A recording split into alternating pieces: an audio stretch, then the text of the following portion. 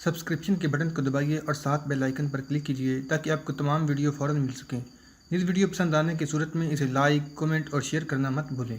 شام تک سیوستا کی فوج نے لوٹ مار کا بازار گرم رکھا۔ کوئی خوبصورت اور جوان لڑکی نظر آئی تو اسے بھی اٹھا لیا، اور جس طرح یہ فوج بڑی کشتیوں میں آئی تھی اسی طرح کشتیوں میں سوار ہو کر واپس سیوستا پہنچ گئی۔ جولین نے یہ حکم بھی دیا تھا کہ یہ اعلان کیا جائے کہ یہ سیوستا کی فوج ہے، چنانچہ اس کے فوجی لوٹ مار کے دوران یہ اعلان کرتے رہے۔ جب فوج واپس آئی تو جولین نے موسیٰ بن نصیر کے سالار طریف سے پوچھا کہ اسے یقین آیا ہے یا نہیں کہ وہ راڈرک کو اپنا دشمن سمجھتا ہے۔ آپ سالار ہیں، جولین نے طریف سے کہا، کیا میں نے اپنے لیے خطرہ پیدا نہیں کر لیا کہ راڈرک سیوستا پر جوابی حملہ کرے گا؟ اسے حملہ کرنا چاہیے، سالار طریف نے کہا۔ وہ کیسے برداشت کر سکتا ہے کہ اس کا باج گزار اس کے ملک میں آ کر اس کی فوج کا قتل عام اور شہریوں کے گھروں کا صفایا کر جائے؟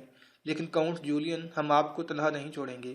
میرے یہ دستے یہیں رہیں گے اور ساحل پر ہر وقت چوکس رہیں گے۔ آپ فوری طور پر ہمارے امیر موسیٰ بن نصیر کے پاس جائیں اور دوستی کا باقاعدہ معاہدہ کر لیں، پھر اس کی اطلاع شاہ اندلس راڈرک تک پہنچا دیں۔ دوستی کا معاہدہ ہو گیا۔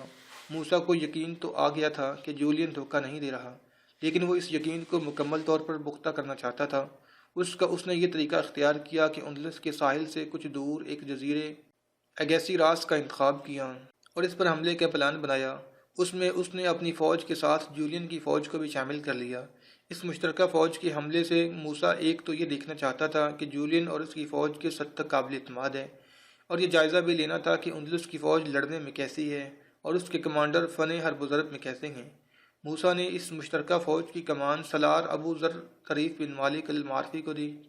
ابن مالک، موسیٰ نے سالار طریف کو آخری ہدایات دے کر کہا، خود بھی دیکھنا اور اپنے نائبین کو بھی کہہ دینا کہ جولین کی فوج کے کمانداروں کو دیکھتے رہیں کہ ہمیں دھوکہ تو نہیں دے رہے۔ یہ بھی دیکھنا ہے کہ یہ لڑنے میں جرأت مند ہے یا بزدل۔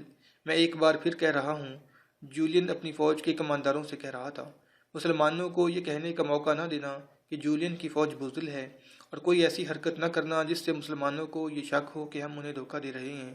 مسلمانوں کے امیر کو ابھی ہم پر اعتبار نہیں آیا۔ یاد رکھو، اپنی آن پر جانیں قربان کر دینے والے بہادر دھوکہ نہیں دیا کرتے۔ تم ایک دھوکہ باز سے انتقام لینے جا رہے ہو۔ وہ دھوکہ باز اندلس کا بادشاہ راڈرک ہے۔ تمہیں پہلے بتایا جا چکا ہے کہ راڈرک ہمارا دشمن ہے۔ تم اس پر ایک وار کر چکے ہو۔ میں ایک ہی بات پر زور دوں گا کہ مسلمانوں کو یہ تاثر نہ دینا کہ تم بزدل اور دھوکے باز ہو۔ وہ جولائی 710 عیسوی کی ایک رات سے جنم لینے والی ایک سحر تھی، جس کی تاریکی میں موسیٰ بن نصیر اور جولین کی فوج بڑی جنگی کشتیوں میں سوار ہوئی۔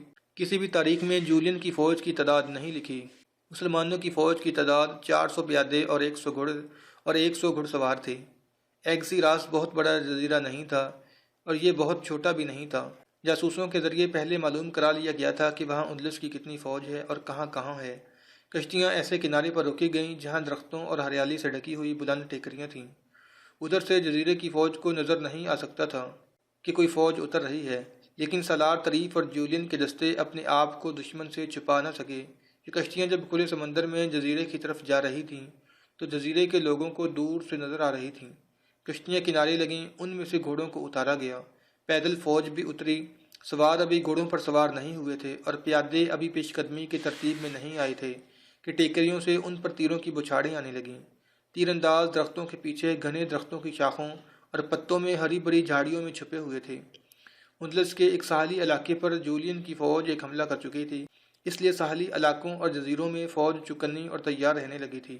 سالار طریف نے گھڑ سواروں کو، جو تیر اندازوں سے بچنے کے لیے بکھر گئے تھے، حکم دیا کہ گھڑ سوار ٹیکریوں کو گھیرے میں لے لیں، لیکن تیروں کی زد سے دور رہیں۔ پیادے پہلے ہی ادھر ادھر ہو گئے تھے۔ زیادہ تعداد پیچھے سمندر میں چلی گئی۔ بعض کشتیوں میں جا چھپے، سامنے صرف زخمی رہ گئے۔ جولین کے دستوں کا کمانڈر اوپاس تھا۔ اس نے بھاگ دوڑ کر اپنے سپاہیوں کو اکٹھا کیا اور انہیں حکم دیا کہ ٹیکریوں کے اطراف سے عقب سے اوپر جائیں۔ سپاہی دوڑ پڑے۔ تیر انداز سامنے یعنی سمندر کی طرف تیر برسا رہے تھے۔ اوپاس کے سپاہی دائیں بائیں اور پیچھے سے ٹیکریوں پر درختوں، جھاڑیوں اور گھاس کی اوٹ میں جانے لگے۔ تیر اندازوں کے رخ بدل گئے، بلکہ رخ تقسیم ہو گئے۔ اوپاس اپنے سپاہیوں کو للکار رہا تھا اور سپاہی بڑی جرأت سے تیروں کے سامنے اوپر چڑھتے جا رہے تھے۔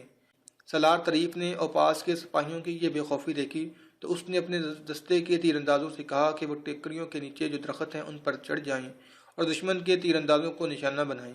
مسلمان تیر انداز درختوں پر چڑھنے لگے تو چند ایک دشمن کے تیروں سے زخمی ہو کر گرے، باقی تیر انداز درختوں میں جا کر ٹیکریوں پر تیر پھینکنے لگے۔